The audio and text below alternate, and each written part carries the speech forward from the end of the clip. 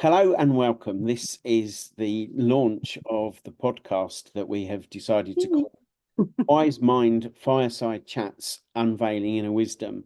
But as one of our guests, Assia, has pointed out, things will always be abbreviated. So rather than be left with whatever you guys decide to call it, we've decided that that can be abbreviated to Wi-Fi chats. So welcome, hello. Co-hosting and leading the podcast is Gaby Tzeschlock, who will be no stranger to any of you. And our guests today are Erika Nadeau and Assia K. What we're going to talk about is part of the title. How do we unveil inner wisdom? And what does that even mean? So I'm going to pass it over to Gaby. She can say hi to you all and give us some reflections on that while our guests have time to think. Hello, everybody. And I'm really excited. Our podcast is launching. We talked about it quite a while. And what does it actually mean? Why do we even do the podcast? And I think the idea really is to talk in the podcast about this inner wisdom. It's important to me because nowadays there's so much information out there. There is so much advice out there. There are self-help books, and we get bombarded with all those ideas of other people, and we take them on board because we want to help ourselves. But is it even a wise choice? Are we still actually in a good space when we start to take 5-step programs from other people to solve our own lives and problems? What is it about our own experiences and our own wisdom we can reflect on and actually build on our lives rather than take all this advice in from outside? And I think this is why it's so important for me personally, because I'll give you an example to make it more tangible. For a while, everybody was talking about this book, The 5 a.m. Club. Get up at 5 and your life will be solved because everything will be perfect. And yes, for many people, it is the perfect solution because they're early birds, they love getting up early, and they're fired up in the morning. Now, try and track me out at 5 a.m. in the morning.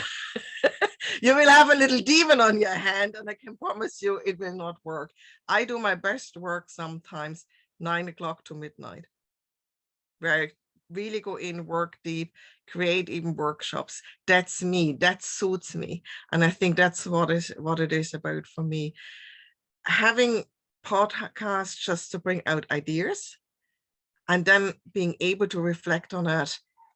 Okay, does that work for me? What's my experience? What is me? That's really what is me, which helps me in my own life towards my own solutions and goals.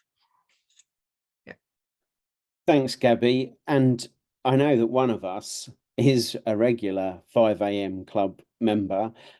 It's definitely not me. I'm with your side of the clock, Gaby. So Erika, come and say hello and tell us why the 5 a.m. club works for you.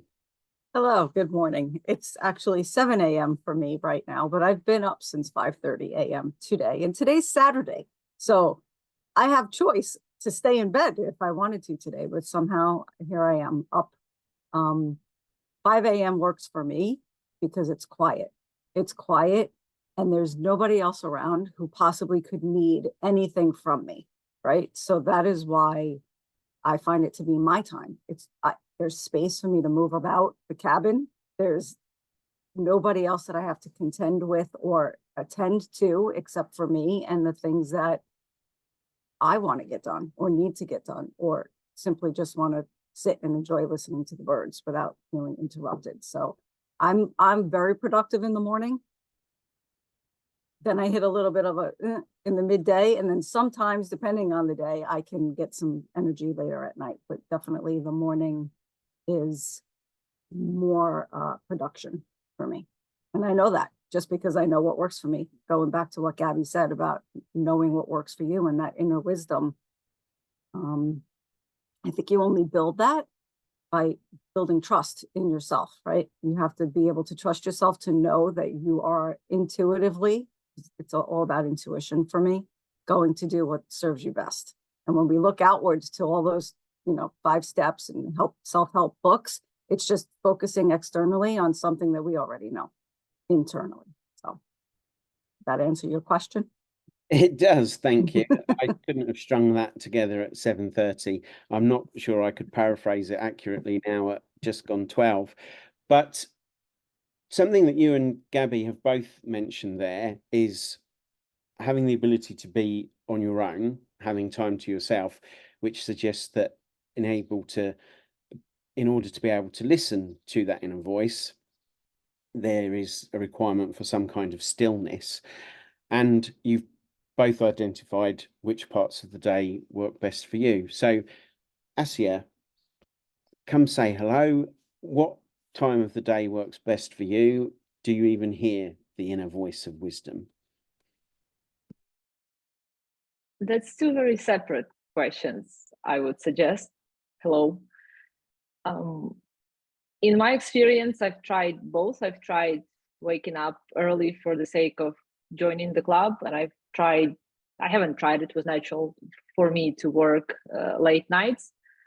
I suggest the essence of the joy of not being bothered is present both in 5 a.m. and 2 a.m. clubs. I did enjoy the most these late night coding sessions solely because nobody was bothering me from my work, and I kind of learned that late night means productivity.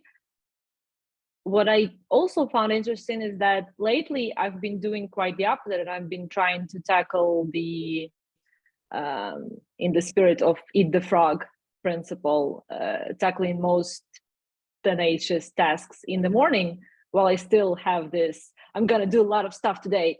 And it has been working for me, but what is the most interesting is that I had this limiting belief that I'm only productive at night because I'm an engineer and my theme in the environment is dark, and I'm supposed to sit in the dark and do all that stuff. So sitting in a room full of light while their birds are singing and doing something coding related felt quite unnatural. And somehow, without a conscious thought, I decided, what if I challenge myself and learn and allow myself to be productive in an unusual time for that?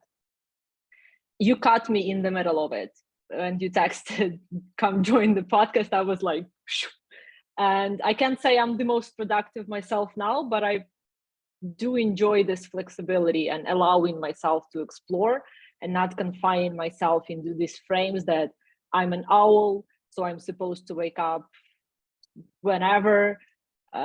It's about learning to listen to your body, to your mind, to your state, and especially not confining yourself in any of the labels, because on some days you can be as productive as you can in the morning, sometimes in the evening, sometimes neither. So if you're allowing yourself, just listening to your body while still knowing that if you have to, you can discipline yourself into doing it at any time.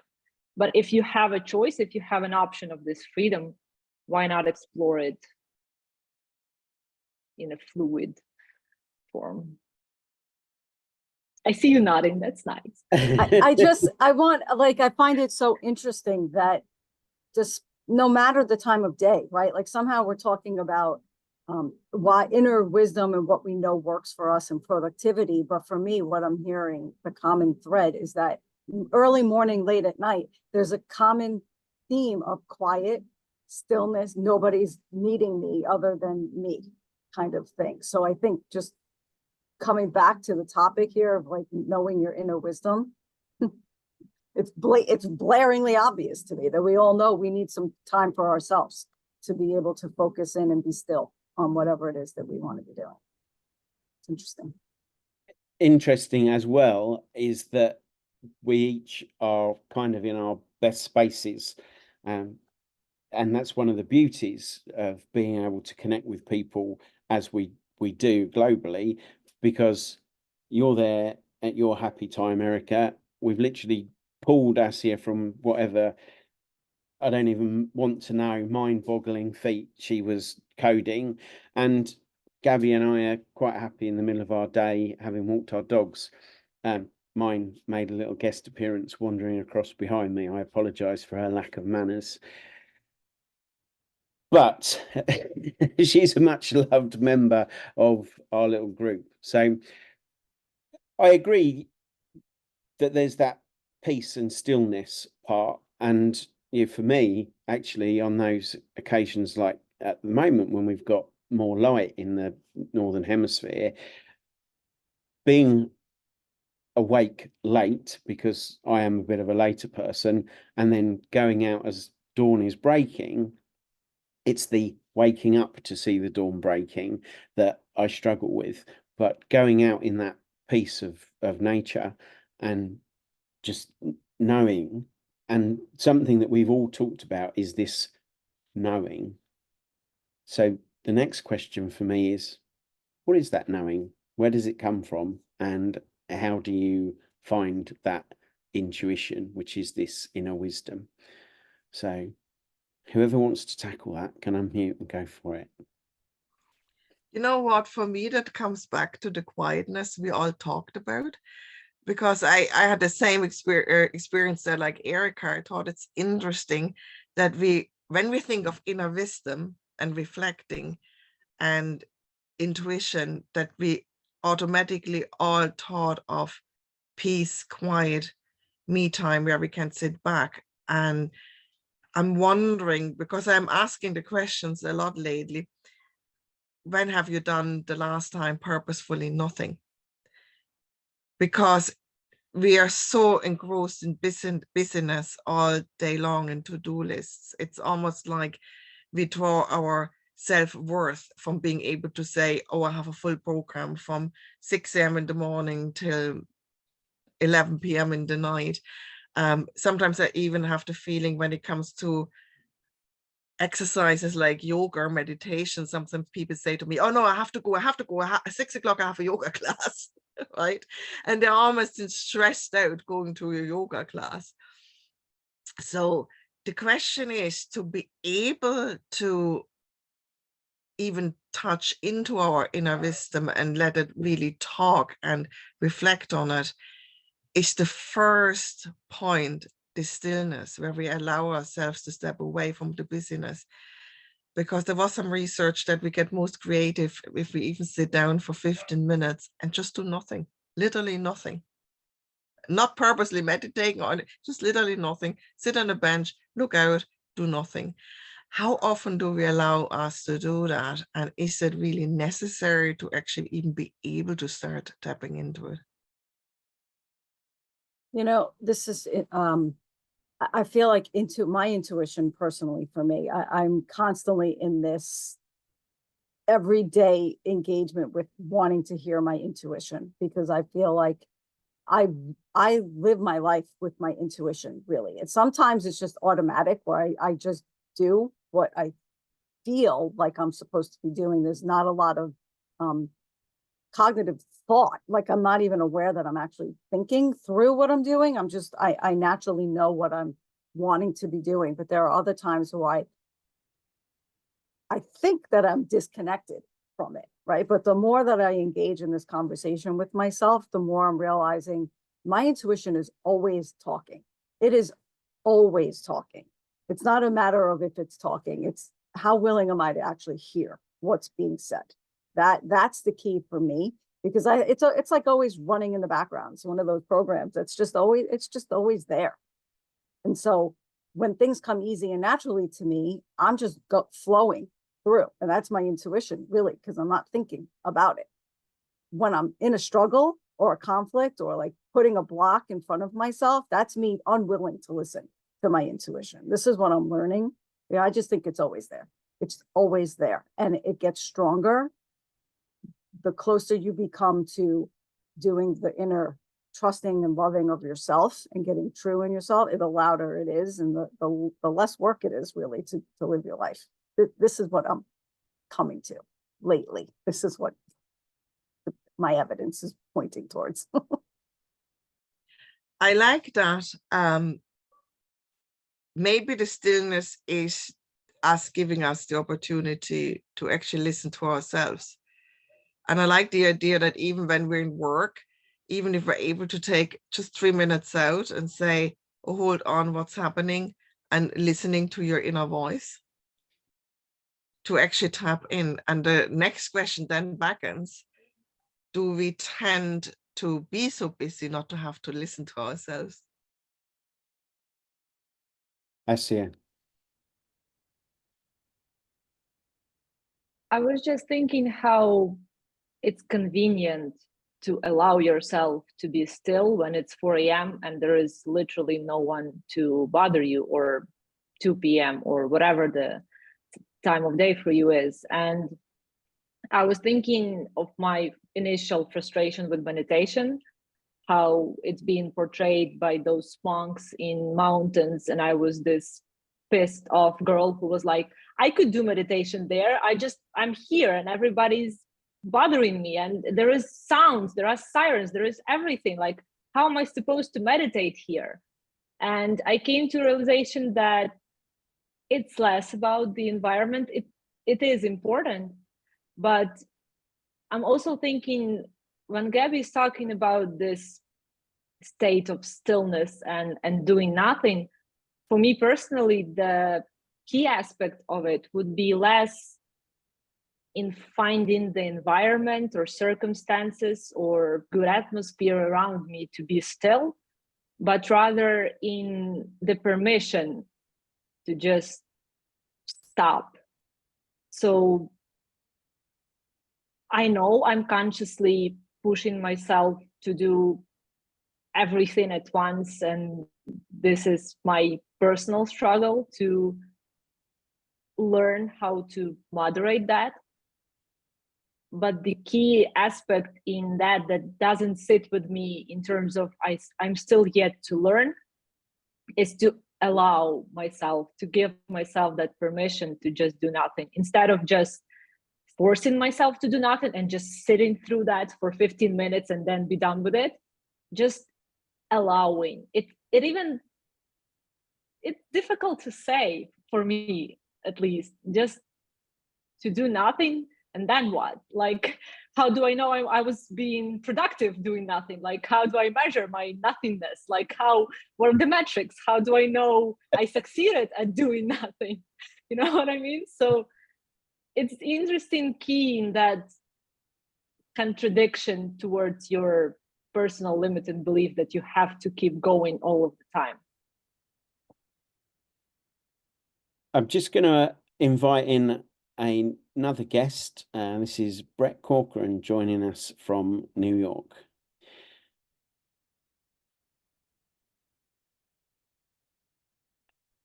If he's there.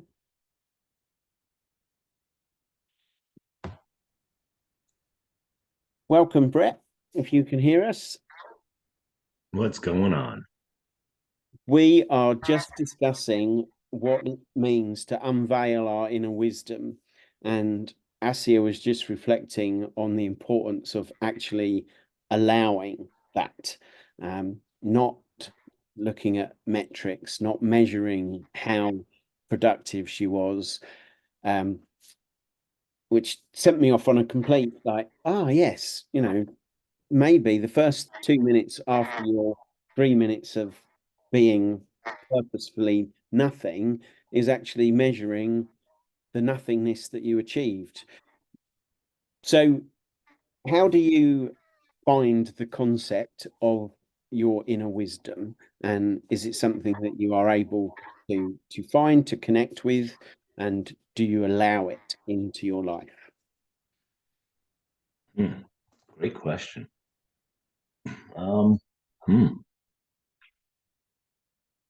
I sure hope I let it into my life. That's a definite, right? oh my God, I think I want to say I'm working with this, and because I've had a lot of situations come to me lately that have been testing me, and I don't catch them when they first arrive. So it's kind of I go through the motions from the old place, and it's not. It's like I needed time to process, and I didn't get to process what's going on. So when they actually pop up and they come in like that, it's at the moment still, I'd say, some old parts playing their roles where I'm looking to step into that place and take my power back from whoever gave me ways of being or whatever it was that played out in my past, and actually being present in that time to respond with and from the person that I am today. So there's a real big piece, and I've been having a lot of situations lately, man. So great question, great question. And it just comes to that point where um, it is my working, right? And I'm working on it. And I got people that I've been friends with for like a long time that have been testing me. And um, so that's a challenge because I've been friends with them for so long and had a connection. And I'm knocking on the door of saying, well, I guess I don't need the connection because now I see their game. Now I see their true colors, and they don't serve me anymore in that way. And it's disappointing and sad. And I'm just looking to hold on to who I really am as I move through it and as I walk away from it. And try to make it as clean as possible. And I hope it actually helps him um, see his part.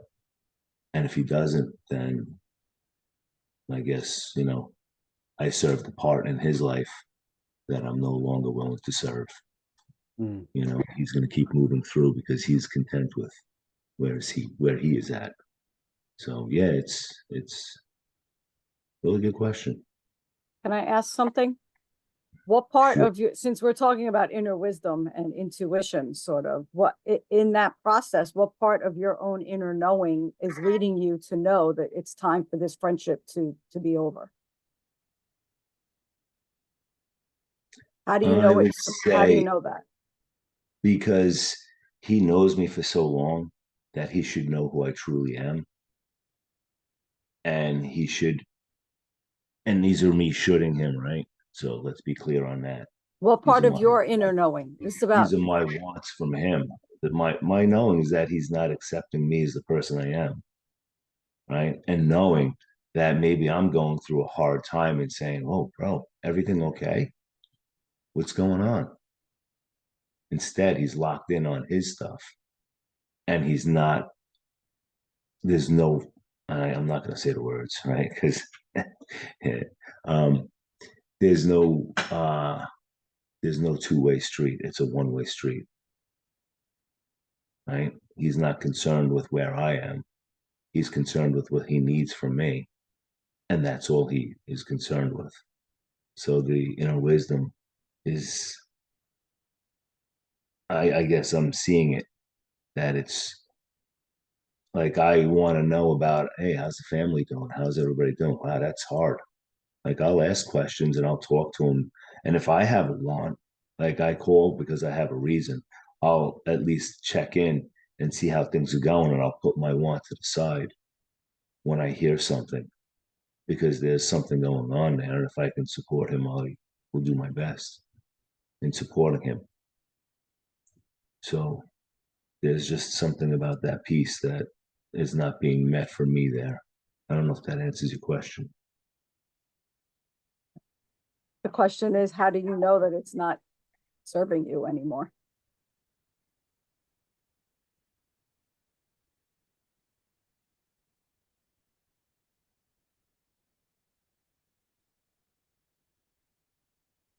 because I'm not receiving what I'm giving. Right. And so that's your inner knowing that you're not getting what you deserve. Is that true? Yeah. Yep. You said when you first joined us, you hoped you were letting in this inner knowing. And before you arrived, we kind of identified a common theme that there was perhaps a necessity for stillness, and to have some time to ourselves in order to hear this inner knowing. So is that something that you seek out? Do you have a way of you being in nature, or getting up early, staying up late, various options that we heard before? How do you go to that place of inner knowing?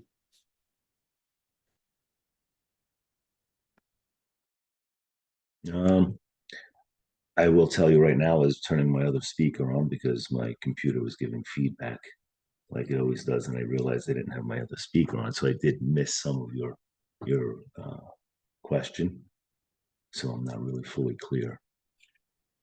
Before you arrived, we mentioned that there are ways that we find of working with our inner wisdom.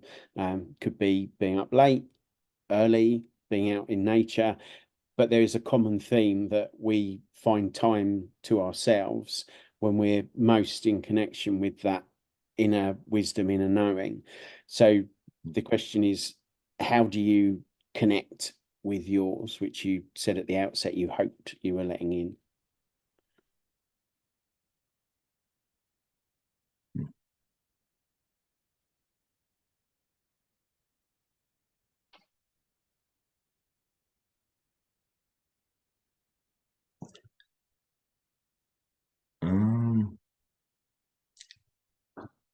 That's the unsure piece. Like, I know when I'm out on the motorcycle and I'm just riding, I have a lot of different things, and I have space to process, and that gives me that. And being in nature, is great. Just going for a walk in the woods or a nice trail, building a fire, definitely building a fire. Yeah, yeah, I'd say the motorcycle and building a fire are my two go-tos. Um, and it's great because building a fire, I love bringing people around it so they get to experience that. Whatever it is for me, maybe they can experience the same. And I'll pose certain questions or I'll say certain things, and usually people that are close to me or that do know me, they will play along. Like, I'll ask, even if it's something like now and they're not used to me asking a question, they'd be like, and they'd pause and they would think about it and they would actually answer, as best as they can, right? And they might laugh at it and be like, I gotta think more, whatever it is. Um, so, yeah, I've done a couple cool things around the fire actually, and I had some friends really have some experiences, and just kind of wander around my yard after, and come back to the fire. It was just some good things. Yeah. You weren't here at the outset when we mentioned the name that we'd come to for the podcast, and Assia has just mentioned in the chat, Wise Mind Fireside Chats for Unveiling Inner Wisdom.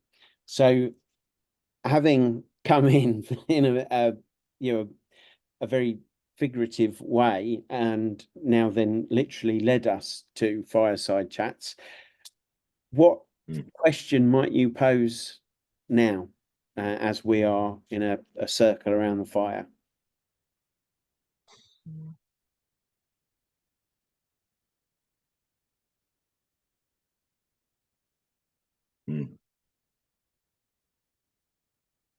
I don't know, usually I'm sitting around the fire, and that's where the question evokes from. You know, as I'm sitting there, it gives my mind the space. There you go. You guys are funny. There are no um, excuses in this podcast. Well, you need fire. We just gave you fire. So oh, we got a real fire right there. um, hmm.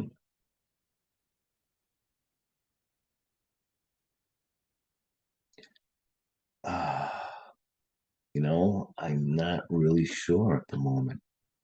Like I did experience a talking to myself in 5 years, and have worked that through with, you know, the guys that I'm tight with, and that was pretty cool. You know, there's other parts of it that we're probably going to bring into it, because there's always the good side, but then there's shadow side, there's all different parts. But yeah, that was a pretty cool thing, and there's some questions with it, so you're just asking the questions and whatnot. Yeah, I'm not really sure what question I would ask right now if we were sitting around the fire. So one question that comes up to me for this is, why are we looking? Yeah, we're asking ourselves how we connect with this inner wisdom, or how we unveil the inner wisdom, which is certainly a useful idea to have for each of us as an individual, and anyone that's listening. But for what purpose are we seeking this inner wisdom? And I leave that open to the floor.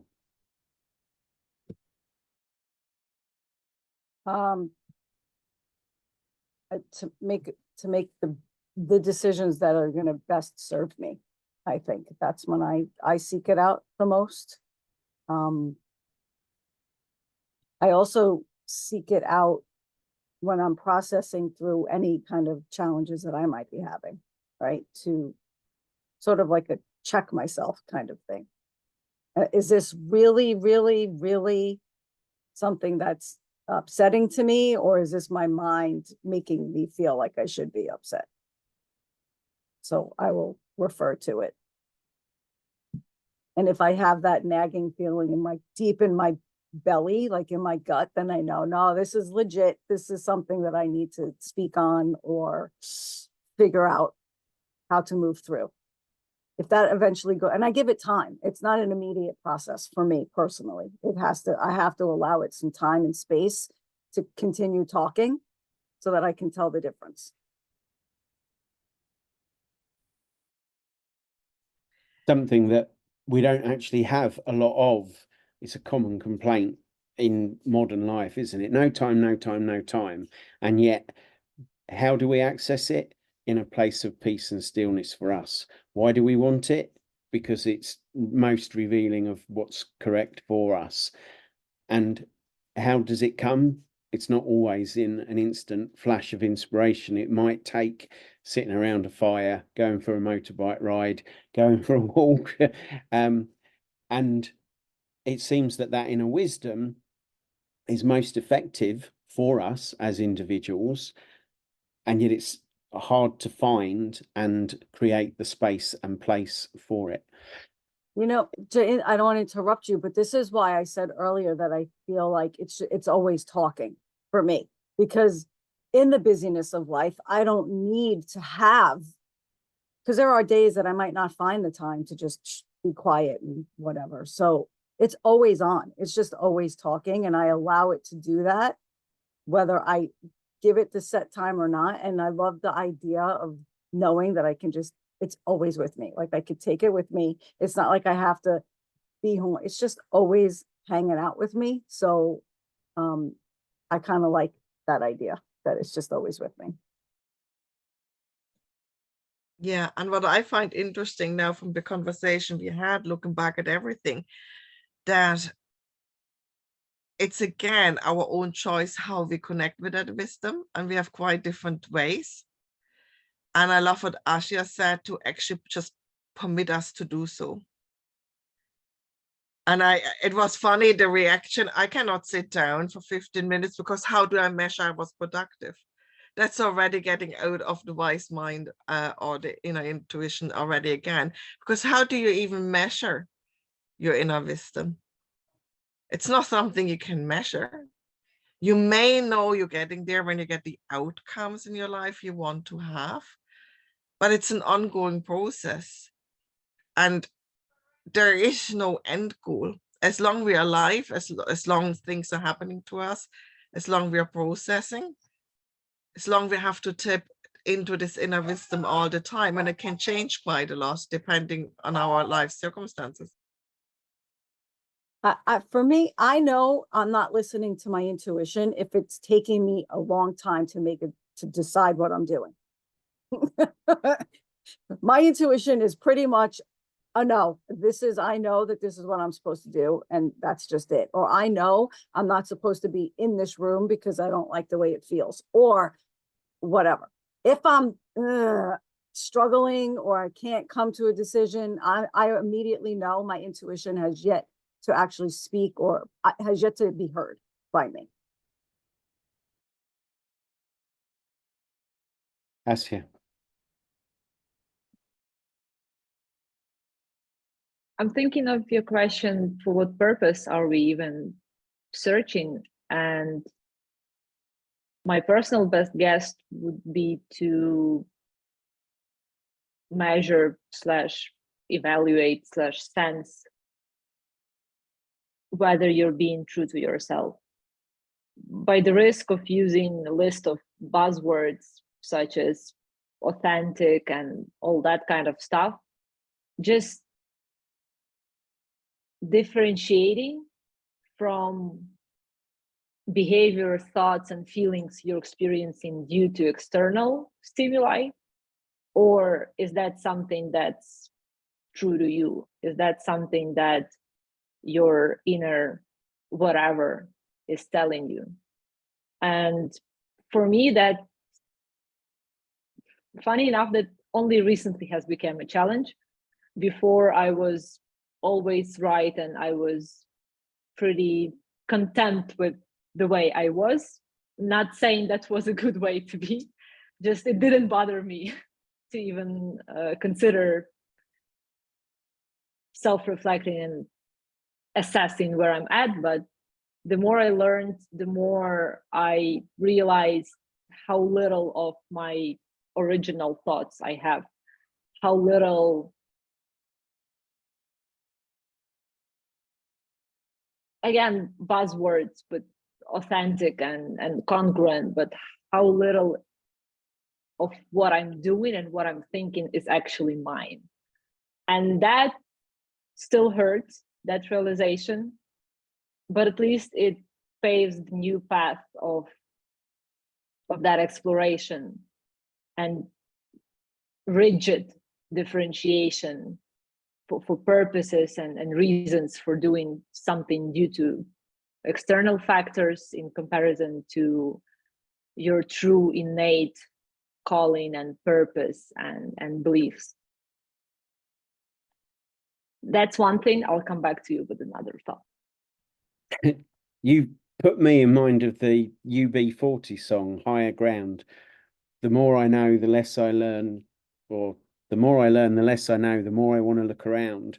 And I think that's part of this inner wisdom. We all have it. We can all tap into it in various ways, some easier than others. But if we listen, there's always more to ask, more to ponder, more to open ourselves up to. So, Brett, coming back to you. Oh, I see. Did you have your second? Go on. Thank you for bringing that back to me. The idea was that having that, you asked, how do we know if we have inner wisdom, or if it's there, or if it's working, or if it's functioning? And to connect the previous conversation with this idea, I would suggest the presence of inner wisdom can be measured by the existence of those self-reflecting processes. If you're capable of, I wouldn't say constantly, but from time to time, evaluating where you are, where you're going, what you're doing, how aligned you are with your values and thoughts and desires, that would be one of characteristics of, in my personal point of view, of presence of that inner wisdom. If you're thinking of that, if you're reflecting, it means that to some extent it's there. And if not, what do we do then? That would be my question. We'll pin that question just while I ask Brett for his response, if he has one, to for what purpose are we accessing this inner wisdom? What purpose are we?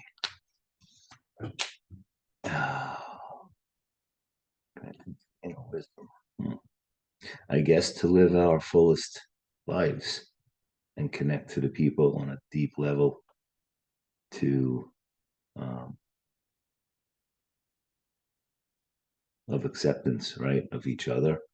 So just connecting on that deeper level of accepting, supporting, and moving through our regular, mundane, right, routines. If we're not aware and we're just moving through life and just doing things, then we're missing out on the connection that I believe we should be experiencing. I know that should, right?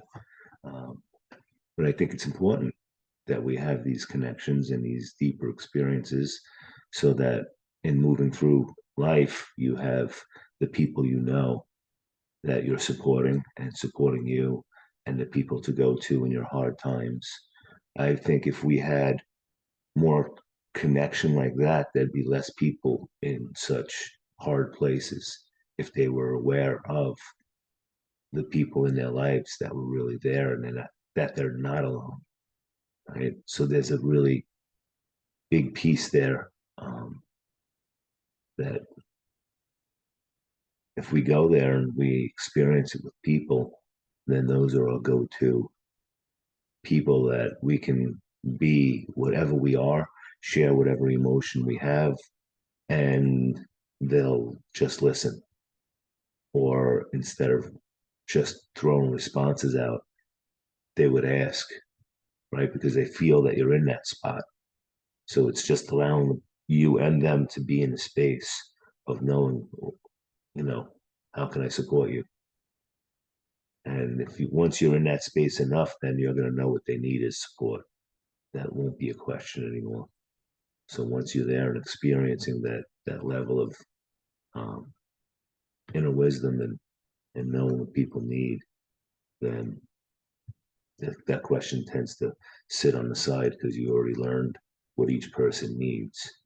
And you may ask it again just to verify, hey, look, I may usually do X, Y, Z, but I feel like something different is up right now, and I just want to clarify how it is that I can support you. And they may step into that, or they may, whatever it is. It's just giving them that opportunity to know that I'm there for you, right? And it's really seeing what they need, because maybe they don't want you saying anything. Maybe they just want to talk and get it all out. Well, I think that's something important that we need to know. So, I think it's like a beautiful connection. That connection seems to be the theme here, but to be able to use your inner wisdom requires deep connection with yourself, right? And it's only until you have that deep connection with yourself that you can offer that to somebody else fully, right? So your intuition comes into play, your inner wisdom comes in there to play as well in building connection, because you're building it with yourself to build that that wisdom, right? And then that wisdom and connection is what you offer to other people. So it's just funny the way it feeds into each other. But as you guys were talking, a whole nother thing came to me about how you know. For me personally, how do you know if your intuition is leading you or not, or working or not, right? And for me, it's a definite mind, like it's a body connection. It's in my body. So if I'm feeling a discomfort, like a physical sort of pain reaction, I know, okay, my intuition is probably trying to scream at me that something isn't right. And I'm just not either willing to hear it or can't hear it or am blocking myself from listening to it. It's going to cause me physical pain. And I have this idea that life is challenging. Life is a struggle, right? There's nowhere written that we're not going to struggle, that life is just going to be easy. So the struggle is part of life. However, we don't need to suffer through it, right? So when you don't listen to your intuition, you are suffering. That's what I know to be true, because it causes me pain when I'm not. And that's my first inclination. Okay, I'm not aligned here. I'm not listening to something because I'm feeling stress in my stomach. I'm feeling tense. I'm feeling irritated. Like it's just, I'm not aligned. Let me tap in to my intuition and maybe at least allow it to talk to me. I might not be willing to do what it tells me right now, but I need to listen to it so that my life doesn't have to be a suffering kind of life. I can still struggle and deal with the challenges that are going to help me to grow, but I don't have to be in pain while I'm doing it. That's my personal take on how I operate with my intuition. Yeah, I really like that. And it brings in for me my purpose. My purpose really is at this stage of my life just to have peace.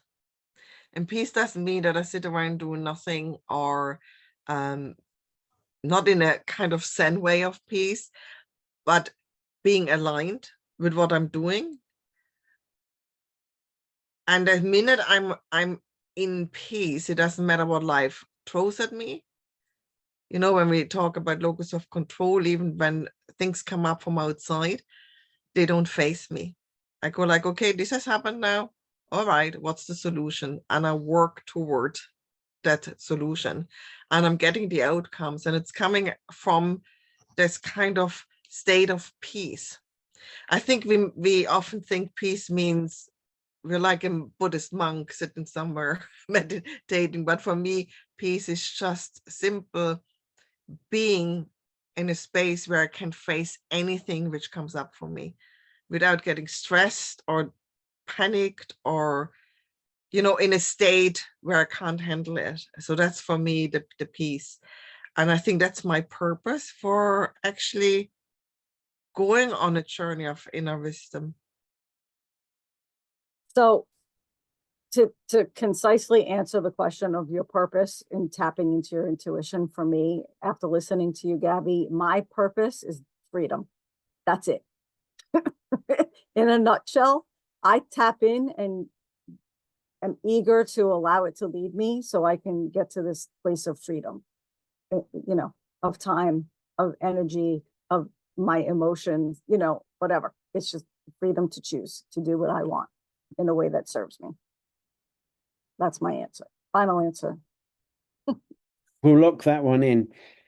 You know, back in January, when some of us met up with Kane and Karen in Scotland, one of the pearls of wisdom that I received was let peace be your umpire, because we can find states of flow where we are working at our best, whether that be the night owl or the early morning lark.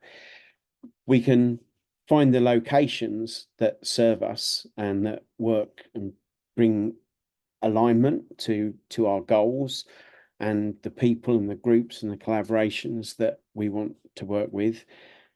And by acknowledging that we do have a voice other than that inner critic that is helpful and can guide us, we're able to find that place and space of letting peace be the umpire. And as Gaby said right at the outset, there's a ton of books that will help us find our element, find flow, find what works for us, whether it be the 5 a.m. club or the midnight club.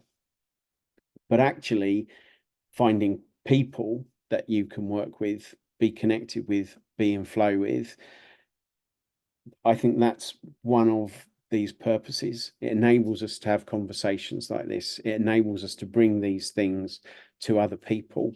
And what I'd like to do actually now is take Assia's question, which was, what happens if you can't find that inner voice, and open that up to conversation with the rest of the group.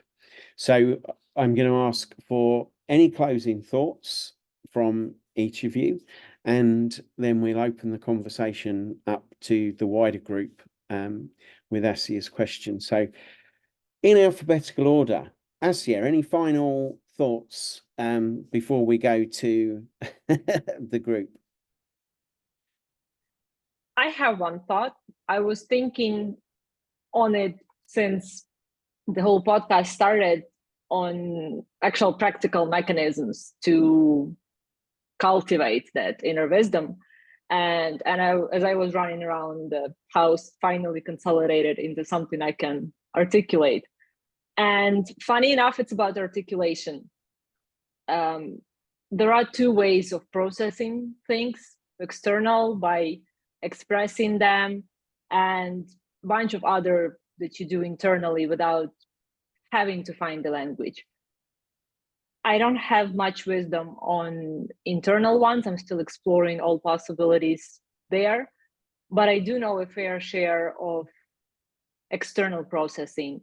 And what ecology does for all of us as a huge favor and deal is offering all these tools, all these principles and ideas and structures that by no means limit us, but sometimes they can help us articulate what's happening inside. And also by simply initiating, without even all of the ecology knowledge aside, by simply engaging in a meaningful conversation when two parties have the goal to understand each other, it provokes this search for ways to express yourself. And I found this over the years extremely helpful for inner work.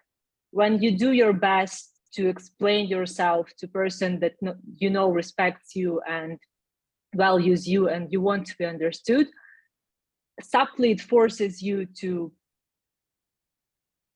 find words, to find structures that can describe what's going on inside of you, what kind of experience you had and how it have affected you, and all that kind of stuff. So on the practical side, I would suggest just one of the many ways to train your inner wisdom would be simply experience exchange. The process itself will gently force you and invite you to explore without even you knowing. And your bike or fire time will do the rest when you have worked on those terms. Yes, using modern applied psychology to offer a framework that allows you to explore the inner landscape. I like that. Brett, final thoughts?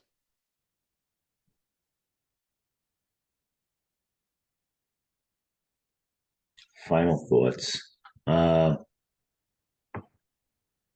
More conversations, I guess, and connecting to the parts of ourselves that we don't even realize how important they are until we actually take the time to connect to those parts. And you may find that in somebody that you have a conversation with, and you have the opportunity to explore that. So the things that you may judge as something you don't want to talk about or you don't want to because it's corny or it's whatever the word is, right, that you use. Those are probably the things that you should bring up. And there's another should, right? But there's an opportunity in bringing those things that we say we should not do. There's a reason why that we should not do, and there's a more of a reason why we should, to explore what the not piece is. And you might find that there might be a nugget of gold in that knot that we've never explored and we never received. So by going into those places, you may unveil this really golden, piece of whatever it is for each individual.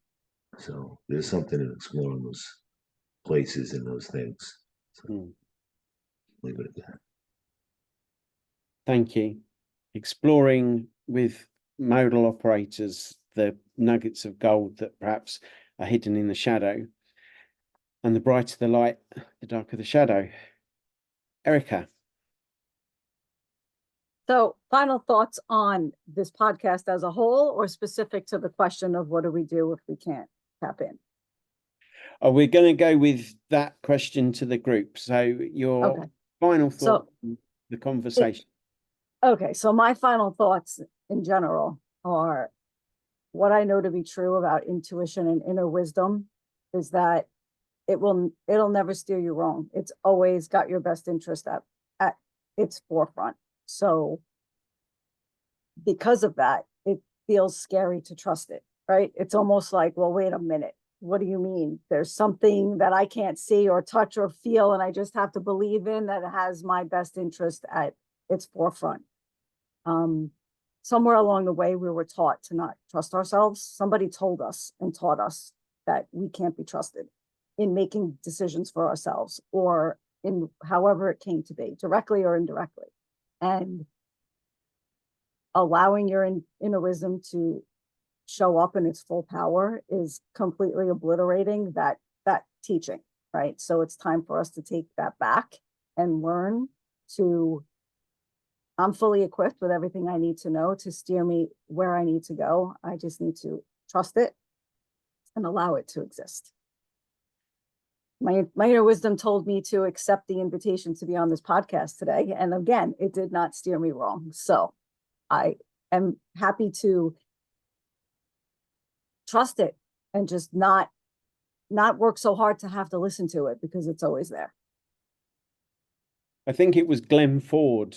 I might need to correct the name later on, but he did a longitudinal study of genius, starting with, I think they were 4-year-olds.